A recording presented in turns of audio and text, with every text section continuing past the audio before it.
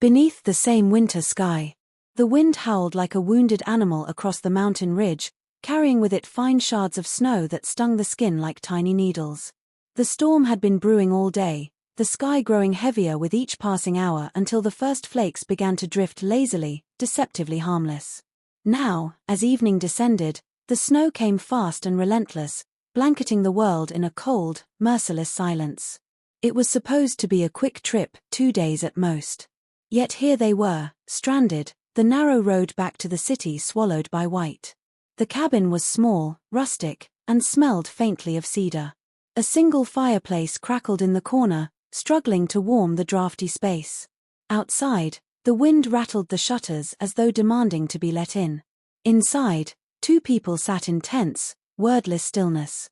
Lena wrapped her arms tightly around herself, not entirely because of the cold.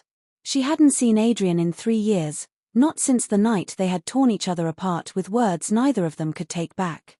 She hadn't expected to see him here, of all places, when she'd arrived for a winter photography retreat. But fate, with its cruel sense of humor, had made him the other stranded guest when the storm forced them all to scatter to the nearest safe shelter. Now they shared the same air, the same roof, and the same unspoken history. Adrian sat at the small wooden table, his broad shoulders hunched forward as he pretended to study a map he didn't need. His hair was longer than she remembered, and a shadow of stubble lined his jaw. He looked tired, but not in the way that came from lack of sleep. No, this was a deeper weariness, the kind that came from carrying a weight too long. "You can take the bed," he said finally, not looking up. "I'll take the couch." "I'm fine on the couch," Lena replied quickly, her voice sharper than intended. He lifted his gaze then, his eyes locking on hers. For a moment, neither of them moved. His eyes were the same deep brown she used to get lost in, the same ones that had looked at her like she was the only thing in the world that mattered before they had looked at her with hurt and betrayal. "It's fine," he said quietly, turning back to the map. The conversation ended there, swallowed by the crackle of the fire and the moan of the wind outside. The cabin's walls were thin, and the hours stretched endlessly. Lena tried to focus on the fire, on the rhythm of the snow hitting the window, but her mind kept slipping back to the past. They had met in college, 2 restless souls drawn together by a shared love for the mountains and a hunger for something bigger than themselves. They had been inseparable weekend hikes, late-night study sessions, dreams whispered under starlit skies. But love, as she had learned, wasn't always enough. When her job offer came from New York, she had expected him to fight for them. Instead, he'd told her to go. "You can't expect me to just drop everything and follow you," he'd said, his voice tight. "My life is here. And you can't expect me to throw away my future because you're too afraid to leave," she had shot back. The fight that followed had been brutal, stripping them down to the worst versions of themselves. She had left the next day, the city swallowing her whole. She told herself she was better off without him, but there were nights, like tonight, when she still felt the hollow space where he used to be. By the second night, the storm showed no signs of slowing. The roads would remain impassable for at least another day, maybe 2. Supplies were fine, canned food, instant coffee, but the air between them was thick enough to choke on. That evening, as she fumbled with the old kettle, she muttered under her breath, "Still the same stormbaiter. Always had to be out there when the weather was worst." His head lifted. "You think I planned this?" "You didn't exactly avoid it either," she said, pouring hot water into a chipped mug. He stood, crossing the room in 2 strides. "You think I wanted to be stuck here with you?" The words hit harder than they should have, but she refused to let it show. "Of course not. God forbid you spend more than 5 minutes with the person you..." She stopped herself before the word loved could slip out. "The person I what, Lena?" His voice was low, rough. She looked at him, really looked at him. He was close enough now that she could feel the heat of him, smell the faint trace of cedar and snow in his coat. "Forget it," she said, turning away. But the crack had been made, and once it started, there was no stopping what would come through. It was after midnight when she woke to the sound of movement. The storm had quieted to a low hum, the snow falling in soft sheets now. Adrian was at the fire, adding another log, the glow outlining the curve of his jaw and the slope of his shoulders. "You're awake," he said without turning. I couldn't sleep, she admitted, pulling the blanket tighter around herself. He didn't respond right away. Then, in a voice so soft she almost missed it, he said, I didn't want you to go. But I thought if I asked you to stay, you'd resent me for it. Her breath caught. You let me think you didn't care. I cared too much, he said, finally facing her. I thought letting you go was the only way to keep from ruining your dreams. Lena's throat ached. And in the process, you ruined us instead. He nodded, his eyes shadowed. Yeah, I did. Silence stretched between them, but this time it wasn't sharp. It was fragile, heavy with things left unsaid. I missed you, she whispered, the truth slipping out before she could stop it. His eyes closed briefly, as if the words hurt. I never stopped missing you. The next morning, the world outside was still buried under snow, but the storm had passed. The sky was a pale, delicate blue, the kind that came only after the fiercest blizzards.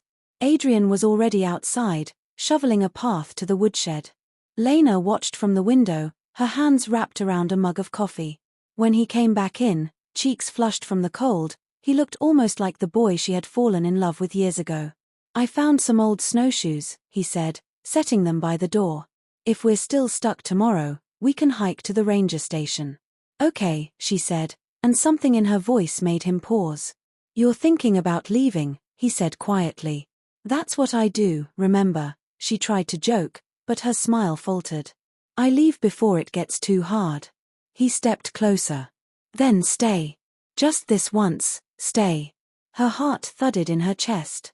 She wanted to tell him she couldn't, that their lives were too different now, that the past couldn't be undone. But then she remembered the way he had looked at her by the fire, the raw honesty in his voice when he'd said he never stopped missing her.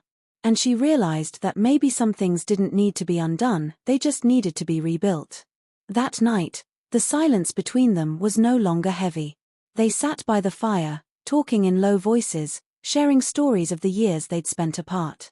She told him about the noise of the city, the constant rush, the loneliness that no skyline could cure. He told her about the mountains, about the quiet that sometimes felt too big to bear. When the fire burned low, he reached for her hand, his fingers brushing hers tentatively, as though afraid she might pull away. She didn't. 3 years, he murmured. And I still remember the exact sound of your laugh. The first flakes had seemed harmless, light as ash, tumbling lazily from a dull sky. Lena had been driving along the narrow mountain road with the radio murmuring in the background, her thoughts on the retreat waiting at the lodge just ahead. But within 20 minutes, the snow had thickened, swallowing the road markings and muffling the world. Her wipers fought a losing battle, scraping against ice as the wind picked up. Then, like some cruel twist in an old story, the road had vanished entirely, swallowed beneath a white haze. She barely saw the closed for winter storm sign before the visibility dropped to nothing. Her phone signal flickered once and died. It was by sheer instinct that she'd taken the narrow turnoff toward the small cabin she spotted in the distance, a lonely shadow against the snow. Inside, the air was warmer but carried the faint scent of old wood and something herbal, pine, maybe. The floorboards groaned under her boots. A fire burned in the small stone hearth, throwing dancing light against the walls. And in front of it, turning at the sound of her entrance, was Adrian. She froze in the doorway, snow clinging to her hair, her breath catching in her throat. Of all the faces fate could have dropped into this night, it had to be his. He looked just as startled, though his expression settled faster, his mouth tightening into a line she knew too well. His coat hung on a peg by the door, and the plaid shirt beneath was rolled at the sleeves, revealing strong forearms dusted with wood shavings. They stared at each other in a silence thick enough to touch. I could say the same, she replied, stepping inside and shutting the door against the blizzard. He gestured toward the small table near the fire. Road's out. You'll be here until it clears. It wasn't a question, but the finality in his tone sent a shiver through her. Lena set her bag down, careful not to meet his gaze for too long. The years since their last meeting hadn't dulled the memory of that night, words hurled like stones, the sound of the door slamming, the hollow silence after. It had been easier to imagine him as a ghost from another life than to confront the flesh and blood reality standing before her now. The cabin was hardly large enough to keep a comfortable distance. One main room held the fireplace, a small kitchenette, and a worn couch pushed up against the far wall. A narrow door led to a bedroom barely big enough for a single bed. "You can take the bed," Adrian said without looking up, already reaching for a folded blanket from the shelf. "I'll take the couch," she countered quickly, the words sharper than intended. That made him glance at her, one eyebrow raised. "Still stubborn as ever. And you're still bossy," she shot back before she could stop herself. The corner of his mouth twitched, whether in amusement or irritation, she couldn't tell. The hours passed slowly, the storm hammering against the walls like it wanted in. The wind whistled through unseen gaps, rattling the shutters. Lena sat near the fire, her legs tucked beneath her, the heat doing little to thaw the tightness in her chest. She caught herself sneaking glances at him as he worked at the table, bent over a weathered map. The firelight cast his face in shifting shadows, highlighting the strong line of his jaw and the faint crease between his brows when he was focused. His hair had grown longer than she remembered, curling slightly at the ends, and there was a ruggedness about him now that hadn't been there before. But there was also something else, something weary in the way his shoulders hunched, as if he'd been carrying too much for too long. Her mind wandered back to the beginning, when the mountains had been their shared sanctuary. Back then, they'd driven out of the city on Friday nights, windows down, music blasting, chasing the thrill of sunrise from the summit. He'd been fearless, always taking the harder trail, daring her to keep up. She had loved that about him, loved the way he made her feel braver than she was. But then came the choice, her dream job in New York, his deep roots in this mountain town. The night they broke apart was etched into her memory like frost on glass. "You're asking me to give up everything I've built here," he'd said, his voice tight. "And you're asking me to throw away everything I've worked for because you're scared of change," she had snapped back. Neither of them had called the other after that. The crackle of the fire pulled her back to the present. "You still out there chasing storms?" she asked, her voice soft but tinged with something unspoken. He didn't look up from the map. "You still running away from them?" Her jaw tightened. "That's not fair." He lifted his head then, his eyes meeting hers. "Neither was the way you left." The words hung between them like the steam rising from her untouched cup of tea. She wanted to fire back, to remind him that he'd told her to go, but the storm outside seemed to press in on the walls, making the cabin feel too small for another fight. Instead, she turned toward the window, where the snow danced in furious swirls under the pale light of the moon. When she finally spoke again, her voice was quieter. "I didn't think you'd still be here. Thought you'd have. I don't know, found someone else, moved on." Adrian's gaze lingered on her for a long moment before he said, "Some things you don't just move on from." Her heartbeat stumbled. She looked away before he could see the effect his words had on her. They didn't speak for the rest of the night, but the silence was no longer empty, it was heavy, filled with memories and the low hum of things they weren't ready to say. The fire burned low, casting faint orange light over the room. Outside, the storm roared on, as if determined to keep them locked in this moment a little longer. Lena lay on the couch, her back to him, staring at the shifting shadows on the wall. Every creak of the cabin, every gust of wind seemed to pull the past closer, until she could almost